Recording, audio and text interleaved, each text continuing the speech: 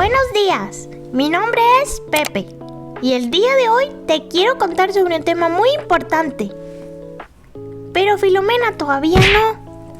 Y voy a estar acompañado de mis amigas. Ahora sí, Filomena. Ali. Filomena, preséntate bien. Ali, soy Filomena. Muy bien. Y mi otra amiga, ella es un poco tímida. Hay que tener paciencia. Hola, mi nombre es Amanda.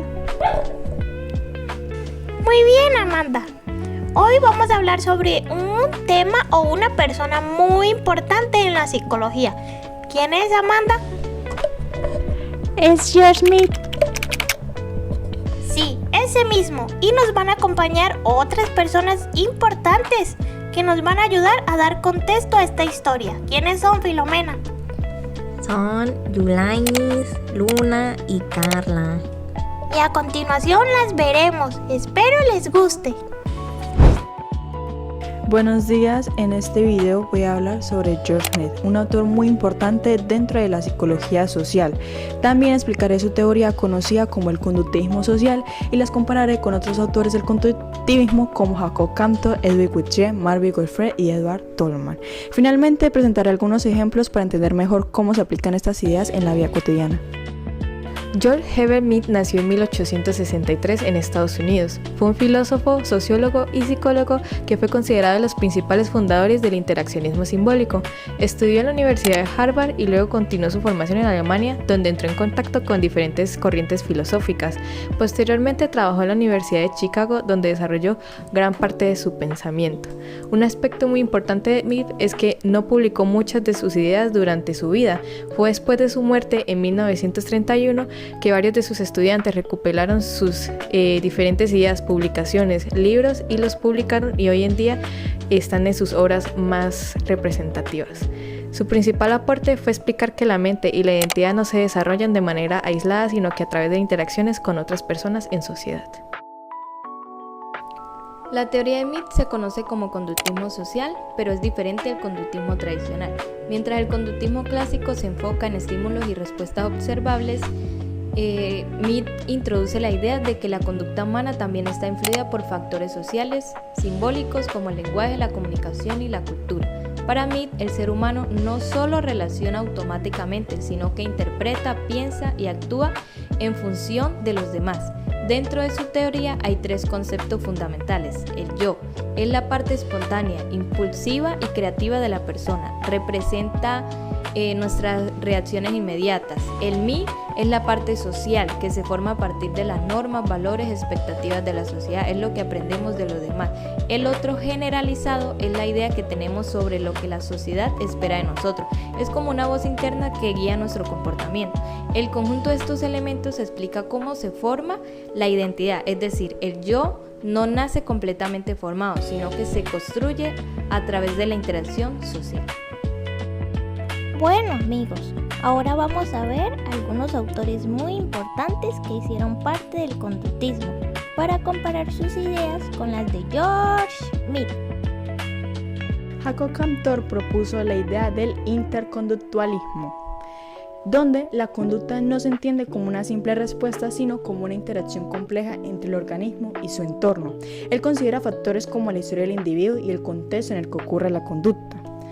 Después seguimos con Edwin Woodgate. Woodgate desarrolló la teoría de la contigüidad, que afirma que el aprendizaje ocurre cuando un estímulo y una respuesta se presentan juntos en el tiempo. Según él, una sola experiencia puede ser suficiente para aprender una conducta. Marvin Goldfried fue el representante del enfoque cognitivo-conductual, donde se combinan las conductas observables con los procesos mentales. Él sostiene que los pensamientos influyen directamente en la conducta, por lo que si se cambia la forma de pensar, pueden modificar los comportamientos. Ahora tenemos a Edward Tolman. Tolman propuso el conductismo intencional, en el cual introduce la idea de que los individuos crean mapas cognitivos, es decir, representaciones mentales del entorno, que se permiten orientarse y formar decisiones. La principal diferencia entre Mead y los demás autores es el enfoque. Los conductistas tradicionales como Woodgate se centran en la relación directa entre estímulo y respuesta. Otros como Tolman o Goldfried empiezan a incluir procesos mentales. Sin embargo, Med va más allá porque pone énfasis en la interacción social y el significado. Por ejemplo, Med estudia cómo la sociedad influye en la construcción del yo. Cantor se enfoca más en la interacción con el entorno, pero no tanto en los símbolos sociales. Guthrie reduce el aprendizaje a asociaciones simples. Goldfried se centra en los pensamientos individuales. Todman introduce lo mental, pero no profundiza en lo social como Med. En resumen, Med es diferente porque integra conducta, mente y sociedad. Ah, qué lindo gatito. Para entender estas teorías vamos a ver algunos ejemplos. Un ejemplo de mito es como un adolescente cambia su forma de vestir o de actuar para ser aceptado en un grupo de amigos. Aquí se refleja el otro generalizado, ya que adapta su conducta según lo que los demás esperan. Un ejemplo de Gautier es como un niño toca una estufa caliente una vez y aprende inmediatamente a no hacerlo otra vez. Esto ocurre por la asociación directa entre la acción y las consecuencias. Por otro lado tenemos a Goldfried, que dice que una persona piensa que no soy capaz puede llegar a tener un bajo rendimiento, pero si cambia su forma de pensar por una más positiva, mejorará su conducta y sus resultados. Sin embargo, el ejemplo de Tolman dice que un estudiante aprende el camino al colegio y luego puede tomar rutas alternativas, porque tiene un mapa mental sobre el sitio. Y por último tenemos el ejemplo de Cantor, que dice que un niño se comporta diferente en su casa y en la escuela, ya que su conducta depende del contexto y las condiciones del entorno. Bueno, para concluir, George Herbert Mead aportó una visión muy innovadora al conductismo al incluir la importancia de la sociedad, el lenguaje y la interacción en el desarrollo del ser humano. Gracias a su teoría entendemos que la identidad no se forma de manera individual, sino en relación con los demás. Sus ideas siguen siendo muy relevantes hoy en día, especialmente en áreas como la psicología social y la educación. Bueno muchachos, esto fue todo por hoy. Esperamos les haya gustado, ¿cierto Filomena? Claro que sí, fue muy interesante.